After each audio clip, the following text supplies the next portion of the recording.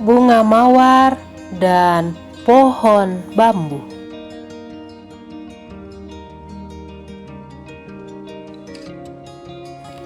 Di sebuah taman terdapat tanaman bunga mawar yang sedang berbunga.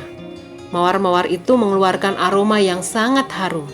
Dengan warnanya yang cantik, membuat banyak orang yang berhenti untuk melihat sekaligus memuji keindahan sang mawar.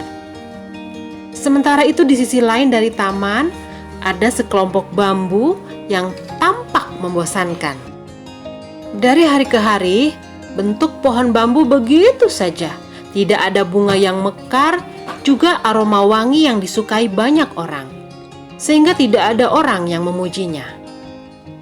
Maka tak heran jika pohon bambu selalu cemburu saat melihat mawar dikerumuni banyak orang.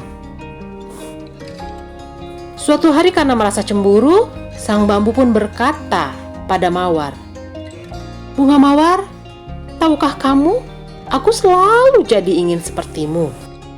Bisa berbunga yang indah, aroma yang harum, selalu dipuji cantik, dan menjadi saksi cinta manusia yang indah juga." Mawar yang mendengar hal itu lalu berkata, "Terima kasih atas pujian dan kejujuranmu bambu. Tapi tahukah kamu, aku sebenarnya juga merasa iri denganmu." Sang bambu keheranan. Dia tidak tahu apa alasan yang membuat mawar iri kepadanya. Dia berpikir tidak ada satupun bagian dari bambu yang lebih indah dari sang mawar. Lalu si bambu berkata, "Aneh sekali, mengapa kamu bisa sampai iri denganku?" Sang mawar pun menjawab, "Tentu saja aku iri denganmu. Coba lihat, kamu punya batang yang sangat kuat. Saat badai datang, kamu tetap kokoh berdiri, tidak goyah sedikit pun. Sedangkan aku dan teman-temanku semuanya, kami sangat rapuh. Saat angin bertiup sedikit saja, kelopak kami akan lepas. Umur kami pun sangat singkat."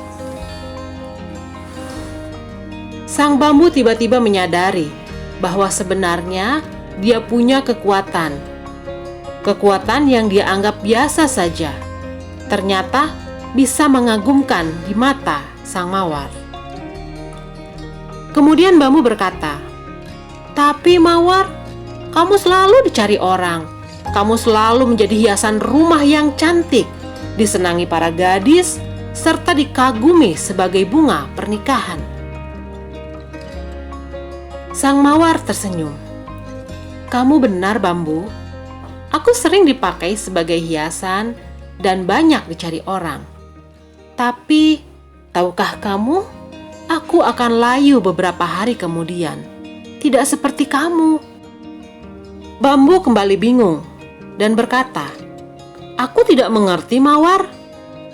Mawar pun melanjutkan, "Ah bambu, kamu tahu, manusia sering menggunakan dirimu sebagai alat untuk mengalirkan air. Kamu sangat berguna bagi tumbuhan lain. Dengan air yang mengalir pada tubuhmu, kamu bisa menghidupkan banyak tanaman.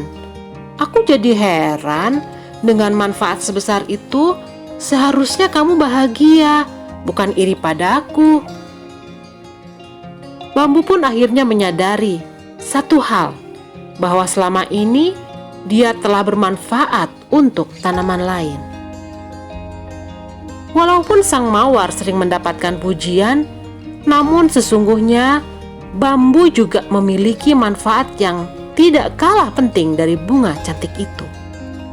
Sejak percakapan dengan mawar, sang bambu pun tidak lagi sedih merenungi nasibnya. Dia bahagia mengetahui bahwa dirinya juga memiliki kelebihan yang bisa bermanfaat bagi orang lain.